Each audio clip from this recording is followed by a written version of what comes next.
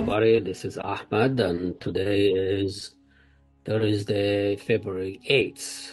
And I know might be a little bit later than I wished. I was a little bit busy.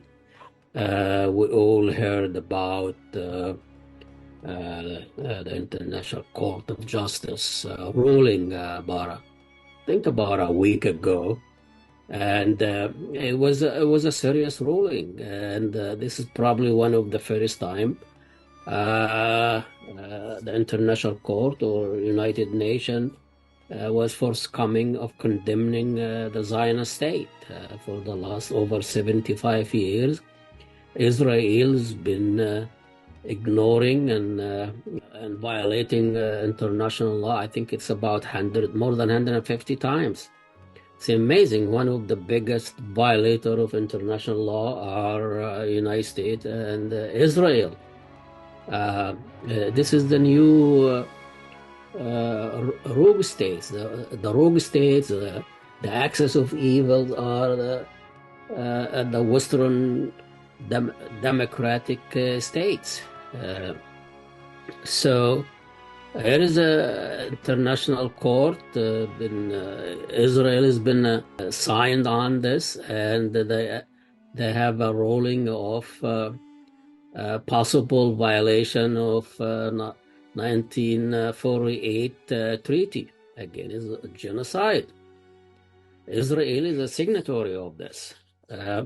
So the South Africa case against Israel, possible genocide, came up with the ruling that everybody was talking about it except the Western media.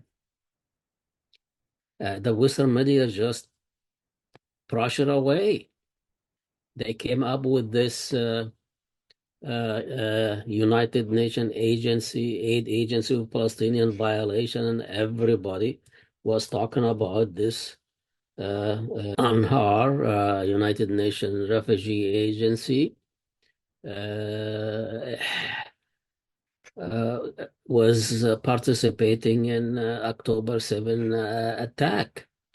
It's ballooning. No evidence whatsoever were produced by the Israelis or the Americans or the Western media, that they just follow the Zionist narrative. Nobody was talking about the International Court of Justice ruling against Israel, possible genocide in Gaza. Everybody was talking about this bogus lies about the United Nations member was participating with Hamas. So it was intentionally to divert attention on the most serious ruling by International Court. Our guest today wrote an article at Counterpunch, the corporate American media distortion of the ICJ Israeli genocide case. David Schultz, professor of political science and international law. He cited that the New York Times labeled the genocide charge against Israel as a moral obscenity. Ruth Marcus of Washington Post described the ICJ as a perversion of justice. The Economist argues that term of genocide is being misused. Los Angeles Times banned reporter who signed a letter condemning Israel's action from covering the story. Wall Street Journal described the case against Israel as a moral inversion. How do they all agree on that? They don't have reporter, they don't have expert.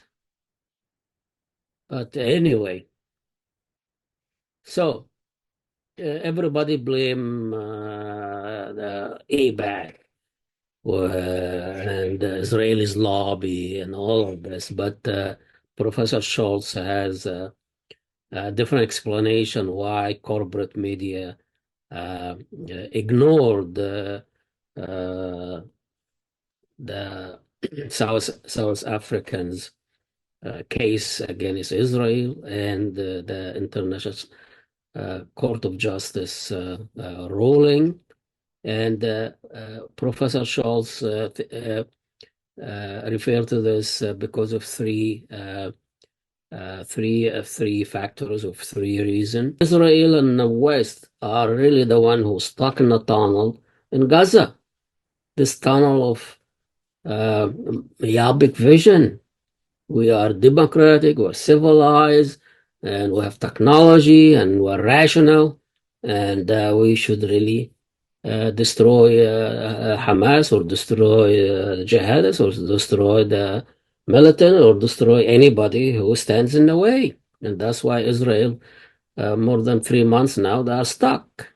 They don't know what to do. Now the Saudis try to bail them out and save their asses. He's coming out with this outlandish announcement: no negotiation, normalization with Israel until we stop the war and ceasefire and withdraw. This is all baloney. This is Bin Salman trying to save Netanyahu and the Zionist project from this tunnel that they got themselves stuck into it. You can't beat and enforce your hegemony and apartheid regime on people. 6 million Palestinians living under this. And it wasn't Hamas, it would be someone else. The people who've been killed, their family and parents, their family wiped out. He's going to be the next Hamas, next fighter. Okay, well, we're going to be talking to Professor Scholz shortly, so I thought I'll just comment a little bit about his article, and then we'll just wait until he will be coming. So don't go away, stay with us.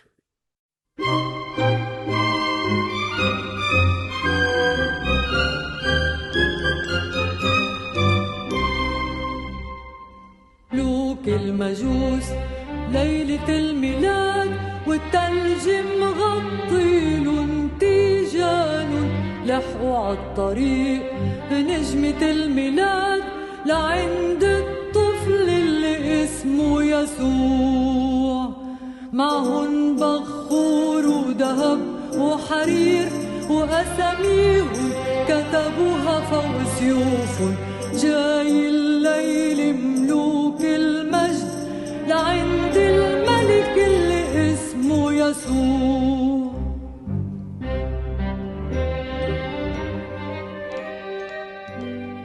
Hey, Professor David Scholz just finished another interview on the radio. He's the most sought after sources and expertise here in the Twin City. And how did it go? It was good. We're talking all about the Supreme Court hearing today on the insurrection clause. I don't know about this. Is this a waste of time or a waste Oh, it's a waste of time, yeah. It'll be 9-0 that Trump stays on the ballot. Really? Yeah. Well, I think he's useful, you know. I think Trump, if it wasn't Trump, I'll create one. How else would we vote for idiots from the Democratic Party? I mean, I know. That's why we have Trump, so we can vote for genocidal Joe. I mean, here is the choice we have that democracy brought to us. That's right. This is like it's like I always tell people, we've got American politics is like Coke and Pepsi. And Coke and Pepsi work hard to keep all the alternatives off. The same thing here. And it's interesting you said that, because political choice now is becoming like commercial choice and emotional things. You tell them, why do you vote for Trump? I like him. Yeah. It's like Pepsi. I like it. It doesn't say how much sugar in it or how many people are being abused and underpaid to make that sugar based drink, but it was an emotional thing. That's how the commercialization of our culture. But anyway, I think we are here to talk about something we should have talked about a week ago, which is the International Court of Justice ruling about the genocide case against Right. Israel. Right. And I mean, this is the serious allegation. This is probably the most serious ruling against Israel in the last over 75 years. Correct.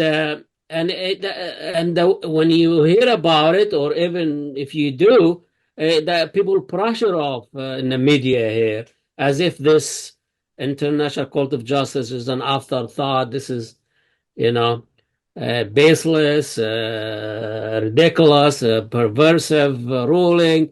Uh, so forget about. I like what you wrote a piece in Counterpunch, and I like when you said we need to go over the fact we always blame everything on AIPAC and the lobby of Israel's lobby. That's why. And but you looked at it in a different way, where corporate American media ignored or brushed the International Court of Justice Israeli genocide case. And you cited three factors about this. Let's entertain those three and expand on them a little bit. Sure, perfect, good. So the first one is that the corporate media, I argue, relies upon the same official U.S. government sources for reporting. And remember, a long time ago, what was it, 60, almost 70 years ago, Dwight Eisenhower talked about what the military-industrial complex, and I actually think there's a media, I don't know, a media industrial, a media foreign policy complex in America. That there's this small group of what's called the Washington Consensus. You know, the official academic people, the people in the State Department, the Defense Department that define the orthodoxy regarding American foreign policy.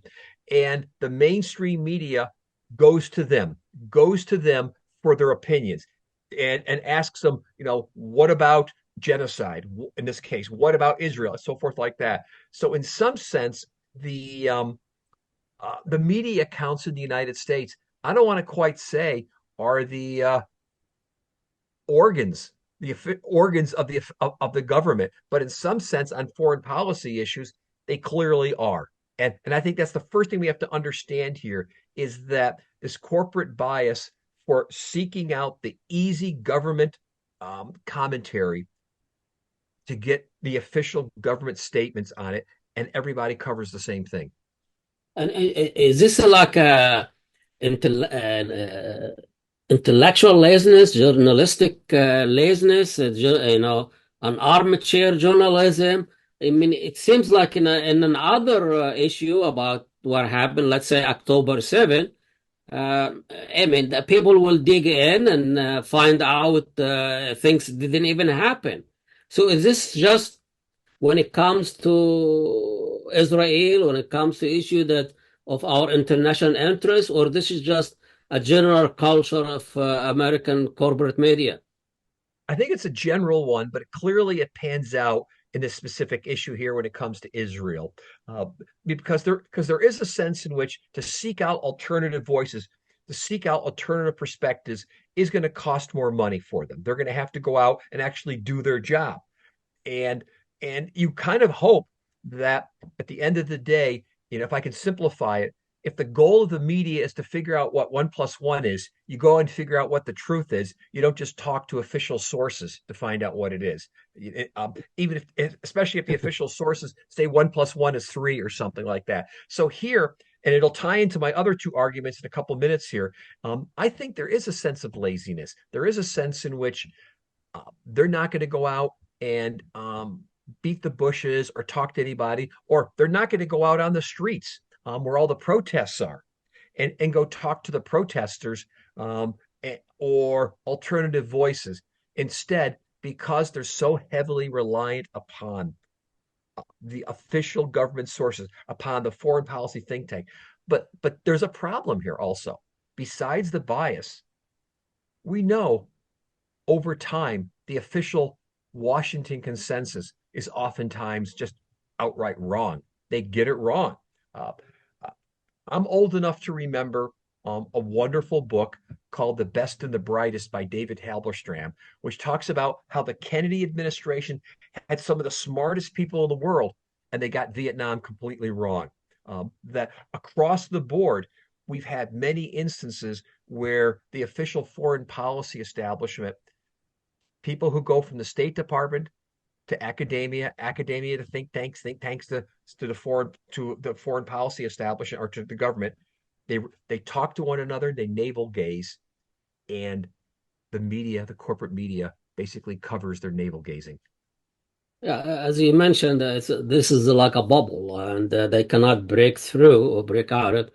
Okay, well, maybe I should go do like Thomas Friedman, the big idea man. You just go and take a taxi and talk to a taxi driver, and that might be a good source. That's good.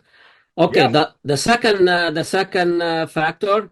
The second factor is the excessive media concentration in the hands of fewer and fewer for-profit corporations that really exclude a diversity of opinions and alternative voices. There was this Bernard Bagadin who used to work, I think, at the Washington Post about 25 or 30 years ago, wrung his hands when he wrote a book about, again, 25 or 30 years ago and said, oh my gosh, there's only about 30 or 40 companies that really control the media market in the United States. Now we're down to 5 or 6 big behemoths that really control news in the United States. It's going to be things like Disney, like Comcast, groups like that. And same thing. They're interested in profitability, and they're not going to open up again to alternative voices, still relying heavily upon the mainstream foreign policy establishment. And they also, this is my second reason here, they downplayed, the International Court of Justice, both leading up to it and the opinion coming out afterwards. You have the Washington Post, the New York Times, the Wall Street Journal, all calling this what? I have to quote a couple of them here. What is it? Ruth Marcus says the Washington Post described the International Court of Justice preliminary ruling as a perversion of justice. Brett Stevens of the New York Times said the genocide charge was moral obscenity. The Los Angeles Times basically disciplines reporters of theirs who signed a petition saying that there was biased coverage on Israel. They were sanctioned. Wall Street Journal says that the case against Israel was moral inversion.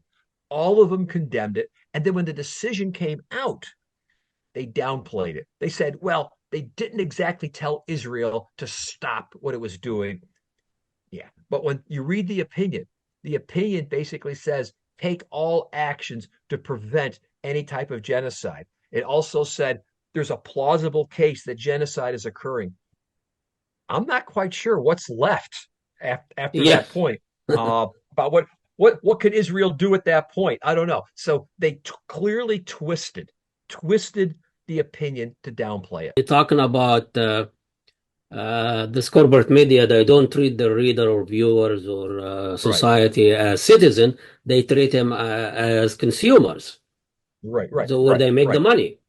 Yeah. Here, the third one is they're going to report the biases. They're going to report what is profitable. And they look at the readership. They look at the biases that the readers have. And instead of challenging their views, instead of saying to the readers, think about the world differently, it's really a pandering for profit. And that's what they do here. Because if they pander for profit, then their readership or their clickship, whatever it is you want to call it here, clicking on articles goes up. So there's no incentive for them to say, guess what? Maybe you ought to think about it differently. And so in some sense, the way I would describe it, the press is no longer in the game of being the press. They're media corporations. And there's a difference. The press is supposed to be out there under the sort of classic notion of reporting the news, reporting the truth, challenging our biases. Media companies are there to make money. Media has gobbled up journalism, and it's a very, very different approach. And so to put those three together, I don't have to even talk about AIPAC. I don't have to talk about Jewish influence. just the corporate structure, the corporate interface with the official government foreign policy establishment. That's the distortion. This is really great. I don't know if you notice right after the the International Court of Justice ruling, we heard about this bogus lies about the implication of United Nations Refugee Agency member with the Hamas attack on 7/11, which has no basis whatsoever. No evidence were produced. Could it be this was just a stunt to divert the attention from the ruling? Because all we hear about is reporting on this baseless event. So they have different ways of diverting, not just belittling it, not just misquoting it and put it down and brush it away, but creating noise. A diversion. Diversion to people now, instead of what is this rolling about and is there a ceasefire? Now they're talking about the implication of the United Nations in October 7 attack. And then you have the state and politicians fall into that and cut their funding to the agency that's been doing a wonderful job for over 70 years. Here is that we support the UN and UN agencies until it's no longer to our self-interest. And here we were expecting, when I say we, probably the official government entities, were expecting the ICJ to go a different way. ICJ does its job. It says, here's the law, here are the facts, here's what Israel's doing. Plausible case for genocide, stop until we could reach a full ruling. Well, what do? We manufacture a story, and that diverts attention, and it delegitimizes the UN in the process. And I let you go here. Someone was saying why the ICJ did not, flatly just come up with a genocide verdict. Those are law officials. They are judges. They go by the law, facts, precedent, wherever. And somebody was saying that they cannot really accuse Israel of committing genocide because Palestine is not a state. Does you have to commit us as against state? You can commit us as against a group of people. Armenian or not. It doesn't. Palestine doesn't have to be a state. The reason for them to reach that conclusion, you can commit genocide against ethnic group, any ethnic group. The reason why it didn't, what's important to understand here, this was a preliminary ruling. If I can put it in the context of American law, this is similar to what's called a temporary injunction or temporary restraining order. And what South Africa was asking is to say, pending a full hearing on the merits, we want a decision that says is there a plausible case that genocide is being committed? And if there's a plausible case, order Israel to stop pending a full hearing. And the opinion said that. The opinion unequivocally said that there was a plausible case that genocide was being committed by Israel, and therefore stop what you're doing pending a full hearing. The opinion did what it was supposed to do, because again, it's not ruling on the merits. It's not making a final decision. This is the procedures of law. That unfortunately it could take now years for a real opinion to come out. And that's one of the flaws with the International Court of Justice.